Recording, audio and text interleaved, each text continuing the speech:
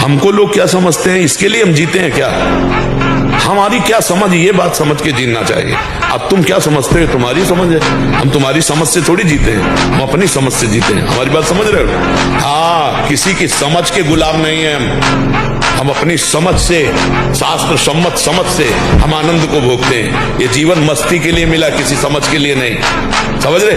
हम अपने सत्य की मस्ती में हैं। तुम हमको क्या समझते हो, इससे हमें कोई फर्क नहीं पड़ता। हम क्या समझ करते, इससे फर्क पड़ता है। हमको लोग क्या समझते हैं, इसके लिए हम जीते हैं क्या? हमारी क्या समझ, ये बात समझ के जीना चाहिए। अब तुम क्या समझते हो, तुम्हारी समझ है। हम तुम्हारी समझ से थोड़ी जीते हैं, हम अपनी समझ से जीते हैं। हमारी बात समझ रहे हो? हाँ, किसी की समझ के गुलाम नहीं है हम अपनी समझ से, शास्त्र सम्मत समझ से हम आनंद को भोगते हैं। ये जीवन मस्ती के लिए मिला, किसी समझ के लिए नहीं। समझ रहे? हम अपने सत्य की मस्ती में हैं। तुम हमको क्या समझते हो, इससे हमें कोई फर्क नहीं पड़ता। हम क्या समझ करते, इससे फर्क पड़ता है।